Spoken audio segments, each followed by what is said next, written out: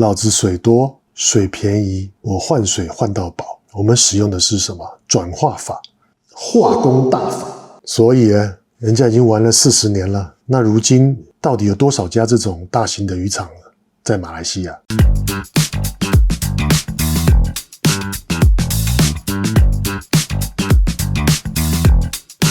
Hello， 大家好，今天我们不聊别的，还是聊我们最喜欢的热带鱼之王七彩神仙。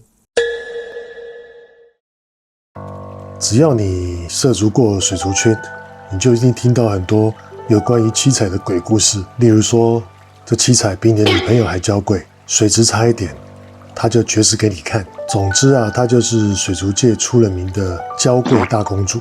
你一定看过类似这种影片啊。马来西亚的那些工业化大渔场，一个鱼缸里面呢挤了几十到上百的鱼缸，连转弯都要打方向灯，但是每一只呢都跟飞盘一样大，颜色鲜艳花纹明显，到了一个极致的地步。那这时候我们一定会觉得说，天哪，这些人一定有什么神奇的手法，能够把鱼七彩玩到如此的境界。这是什么黑科技啊？或者这又是什么外星的培训法吧？我今天就来跟大家聊聊，我来突破这个迷思，了解一下这些大型工业养殖场的科技。等一下我们接着说。首先我们必须承认一件事情啊，在养七彩这方面上呢，那在马来西亚这些渔场的，他们就赢在起跑点上。这就是含着金汤匙出生的七彩。怎么说呢？根据马来西亚渔业局的报告，大马的七彩能有今天这样的一个规模它分了4个阶段，就是一段从后院山寨到全球改良的血泪史。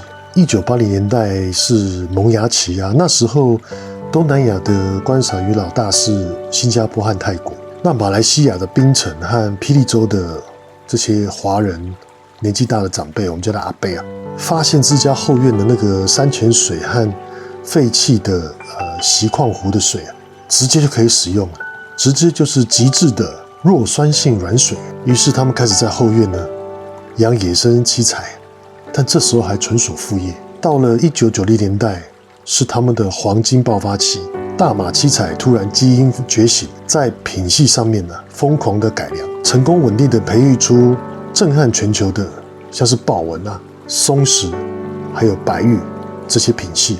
那个时间大马在国际上大放异彩，疯狂的拿奖。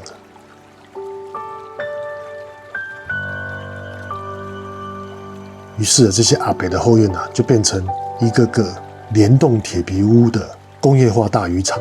那2000年到2010年呢，是他们这个养殖的巅峰他们摸索出了高密度的流水换水法，把成本压低到全球最低，并且建立一条恐怖的渔场到吉隆坡出口商，然后再运至全球。所以像是德国、日本还有我们台湾的高端市场，基本上都被大马七彩所垄断统治了。那到了现在呢，因为面临的所谓的廉价竞争，加上全球空运费暴涨，这个大马渔场不再盲目的搞渔海战术，转而引进自动化排铺水系统，减少人工，专攻高深、特殊动线等高单价精致改良品系。所以人家已经玩了40年了。那如今到底有多少家这种大型的渔场呢？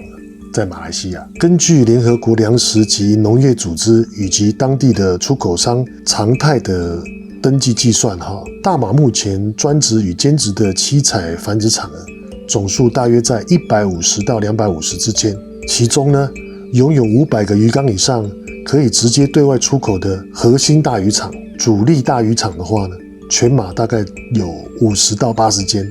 那这些都是高密度的，集中在槟城、威省、霹雳州的怡保和美罗。之前去马来西亚的经验并不多，下次去槟城一定要好好的探索，找这些铁皮屋，这里面搞不好就关着几百万准备出口的顶级七彩神仙。好了，重点来了，那这些大渔场他们到底用什么黑科技来饲养这个高品质的七彩呢？要讲他们之前先想想我们自己。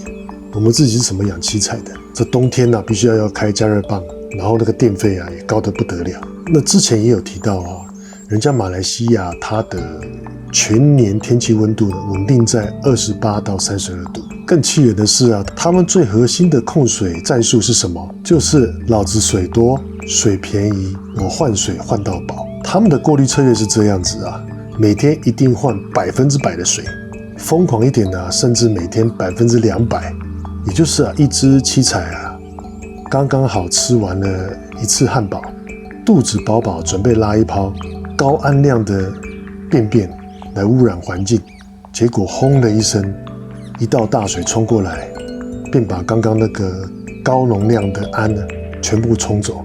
那这就是稀释法，在有害的物质伤害到我们七彩之前呢，就已经用2轮的水把它冲刷掉了。那我们呢？我们没有像大马他们那么优越的条件如果我们在家里每天搞100%的换水，甚至200%的换水的话，我相信没有3个月没几个人撑得下去这真是应验一句话：花钱如流水。那我们走的刚好是相反的极端，我们使用的是什么？转化法，化工大法。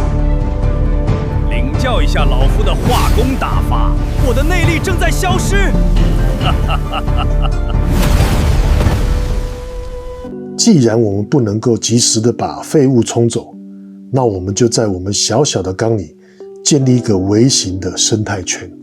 我们配置了3胞胎前置过滤、水妖精，还有许多培菌的材料。我们的运作逻辑要非常的精准。鱼汁排出来的毒素呢，在触碰到它们娇嫩的皮肤之前呢，我们就用化工大法，大批的消化菌大军立刻转化，从高毒素的氨变成亚硝酸盐，最后变成低浓度的硝酸盐，然后每周换水把它带走。这时候你可能会问那如果说这些大马的七彩养殖场他们这样做的话，他们是不是不需要培菌，也不需要消化系统？答案是，它不是不培菌，而是他们不依赖传统滤材来培菌。